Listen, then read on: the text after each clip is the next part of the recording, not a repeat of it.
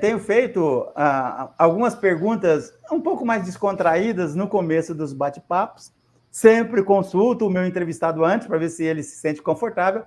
E você topou a minha pergunta que vai lá para o TikTok. Vai ficar aqui no YouTube, depois vai ter um corte e vai lá para o TikTok.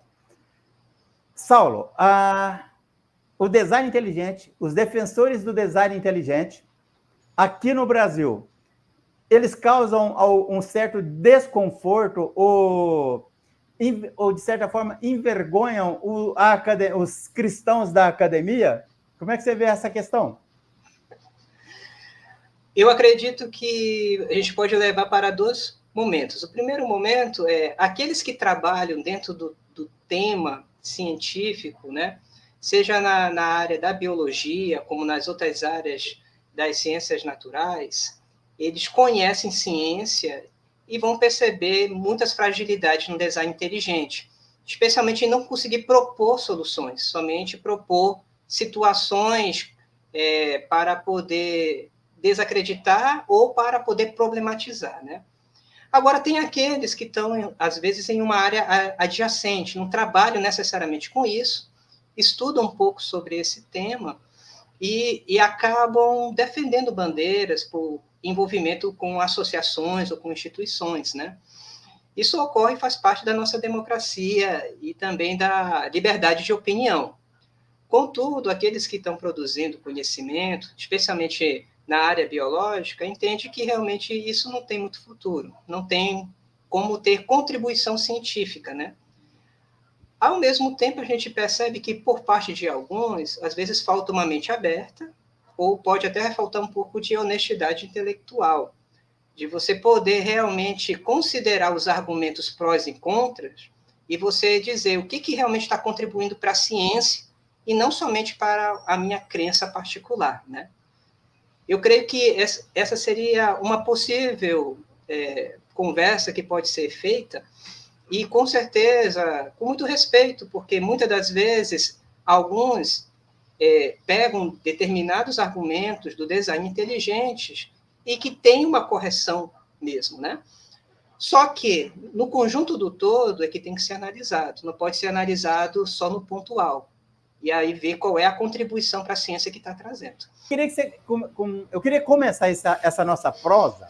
Eu comentei com você que lá no passado eu fiz um tempo de ciências biológicas lá na UFMG, morava no bairro da Floresta, em Belo Horizonte, depois eu mudei a minha trajetória e tal, e eu sou evolucionista. Eu queria que você falasse um pouco, porque nem todos que vão nos assistir são da área ou conhecem, eu queria que você falasse um pouquinho sobre a evolução biológica, o transformismo, o darwinismo, seleção natural. Fique à vontade. Faz antes que você está dando uma aula aí. Eu acho que isso é muito relevante. A maioria de lives que eu vejo sobre isso, ele já começa com a pergunta polêmica, né? Bem que a gente fez aqui. Mas, assim, a questão é que acaba não tendo uma base sobre o que está se discutindo, e aí acaba se falando sobre muitos detalhes sem ter um conceito orientador, né? A primeira coisa que eu acho que a gente tem que falar é que nós estamos falando de evolução biológica. Não é sobre ideologia, né? É evolução biológica. E era uma dúvida muito presente, especialmente a partir do século XV, XVI, né? Logo após, houve a Revolução Científica, e já nós tínhamos uma certa consolidação da Idade Média da história natural. E a história natural, basicamente, era fazer coleções botânicas, coleções zoológicas, coleções minerais, né? O que nós chamamos hoje de astronomia, né? Reconhecimento das constelações. E aí uma das perguntas que haviam, né, e foi aumentando essa liberdade para poder perguntar por meio dessas coleções os seres vivos mudam? Aí tinha um debate, por exemplo, de biogênese, a vida vem através da vida. A biogênese, não, a vida não pode vir do não vida, vamos dizer assim, né?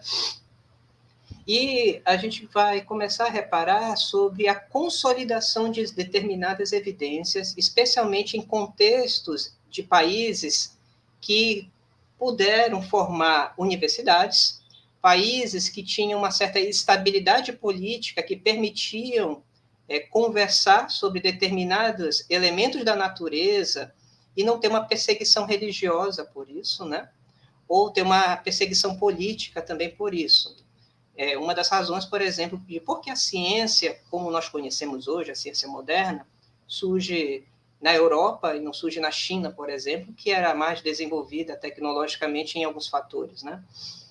Então, dentro, especialmente do contexto que a gente vai dizer assim, francês e o contexto inglês, havia essa pergunta: os seres vivos mudam? Por quê? Porque a compreensão mais clássica há uma liga teológica, que se chamava, na época do século XVII, por exemplo, né, de teologia natural. Então, o que ocorre?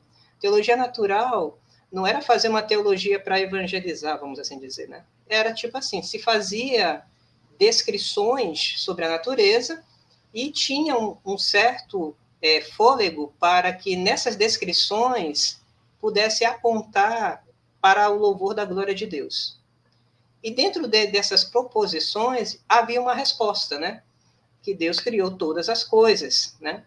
E nesse Deus criou todas as coisas, havia justamente formas de compreender isso diversificadas.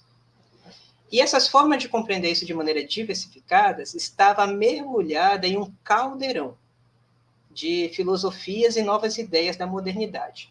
Não vou aqui detalhar esse ponto, mas eu posso dizer o seguinte: a primeira resposta que havia, por ter uma consolidação, especialmente de uma perspectiva aristotélica, vamos dizer assim, do tomismo, que ainda permanecia nessa época, era a filosofia fixista, né? Logo dizia assim, não existe, não, os seres vivos não mudam. Eles não mudam. Então, ele permanece uma identidade, porque cada organismo ele tem um modelo ideal, meio platonista, né? Até, né? Tem um modelo ideal, então eles não mudam. Então, você vai ver, por exemplo, o sistema Nature, do Linneu, ele trabalha um pouco com essa lógica, né? Uma lógica fixista, os seres não mudam porque os animais, as plantas, os organismos, eles têm um modelo ideal criado perfeito por Deus.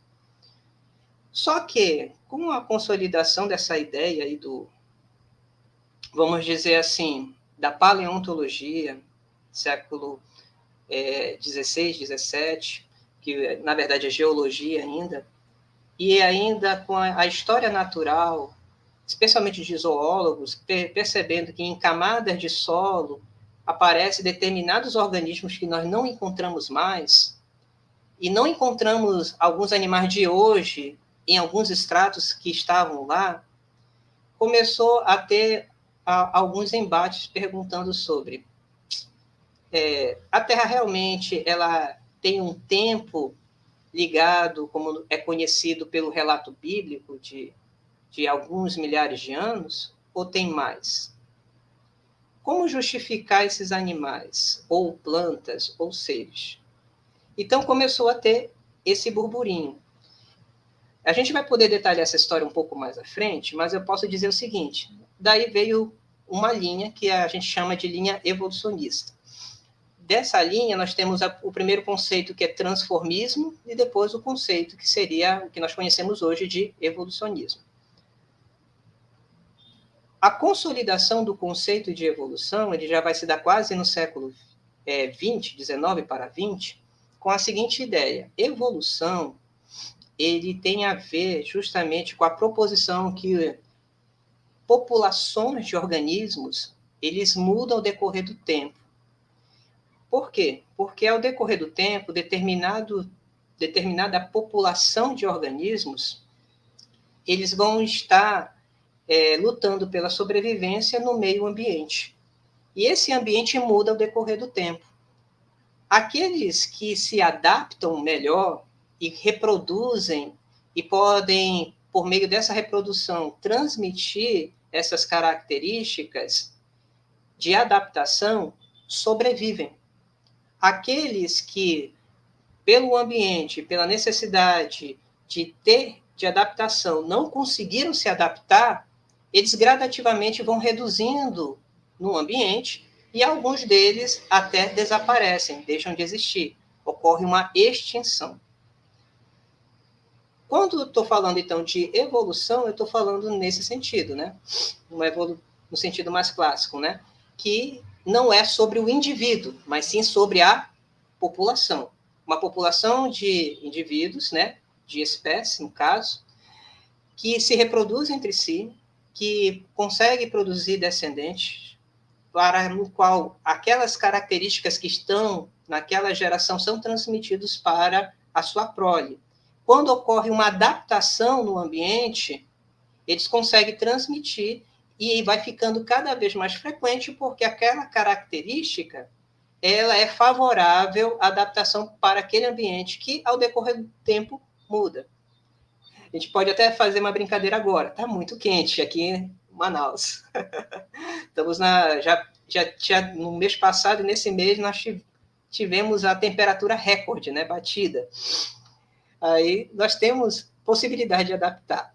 Contudo, a gente sabe o seguinte, muito do pensamento sobre essa ideia de adaptação é muito pensada no indivíduo, que a evolução seria aquele que, vamos dizer assim, é o mais forte e consegue sobreviver porque ele vence os mais fracos. Não tem a ver com isso, porque se fosse a ver com isso, os dinossauros poderiam estar aqui agora, né? A gente não tem condições de disputar fisicamente com animais desse porte. Não existe condições, né? Mas aí o que aconteceu? Houve uma mudança ambiental. Nessa mudança ambiental, os dinossauros deixaram de existir e os mamíferos acabaram ganhando predominância sobre o território terrestre, né? Esse é o primeiro ponto quando a gente está falando sobre evolução, tá? Essa evolução não ocorre da noite para o dia. Ela ocorre com um determinado tempo. Aí nós temos, normalmente, dois tipos de conceitos intercambiáveis, né? Que é o catastrofismo, que ocorre em situações de catástrofes, né? Na ciência, a gente sabe que houveram pelo menos 5 grandes catástrofes. Na primeira, por exemplo, cerca de 90% da vida deixou de existir, né? Até se fala que atualmente nós podemos estar na sexta, né? Por causa do antropoceno, o ser humano tem conseguido extinguir várias espécies, né, de animais. O segundo seria a ideia de normalidade, o que aconteceu no presente, aquilo que acontece no passado. Então, vagarosamente ocorre determinadas mudanças. Então, tem mudanças feitas por catástrofes e mudanças aquelas feitas de maneira mais devagar. E aí, a vida no planeta vai sendo selecionada naturalmente, que é a ideia do Darwin, né? Da teoria da seleção natural, que em determinados ambientes, o ambiente próprio seleciona.